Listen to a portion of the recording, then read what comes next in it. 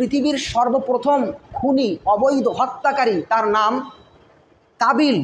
এজন্য ও যেহেতু প্রথম খুনের সূচনা করেছে, এজন্য কিয়ামত পর্যন্ত যত অবৈধ খুন হবে, যত অবৈধ হত্যা হবে, যত অবৈধ রক্তপাত হবে, সেখান থেকে একটা অংশ, গুনাহের একটা পার্সেন্ট কিয়ামত পর্যন্ত কাবিলের আমলনামায় জমা হবে।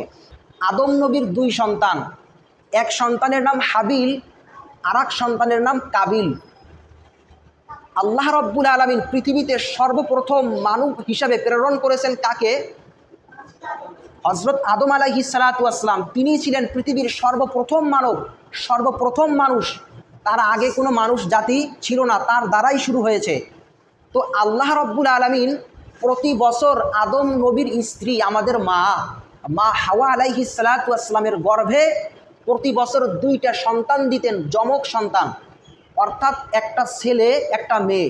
তো আল্লাহ রাব্বুল আলামিন নিয়ম বেঁধে দিয়েছেন যে প্রথম বছরের সন্তান দ্বিতীয় বছরের মেয়ের সাথে বিবাহ হবে, আবার দ্বিতীয় বছরের মেয়ে প্রথম বছরের সন্তানের সাথে বিবাহ হবে।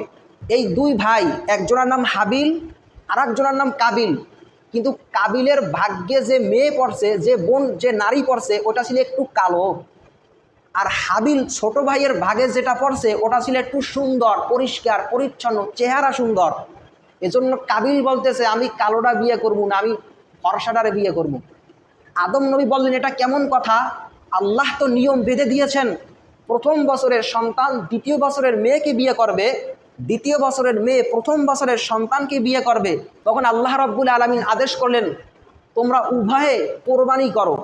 যার কোরবানি আল্লাহ রাব্বুল আলামিন কবুল করবেন তাকেই ওই পরিষ্কার ফর্সা মেয়ে তার সাথে বিবাহ দেওয়া হবে।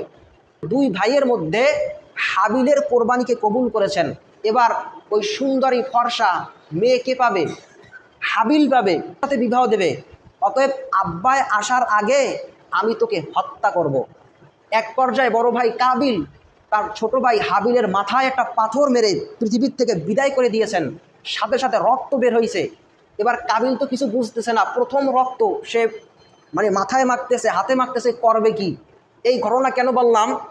যে পৃথিবীর সর্বপ্রথম খুনি অবৈধ হত্যাকারী তার নাম কাবিল।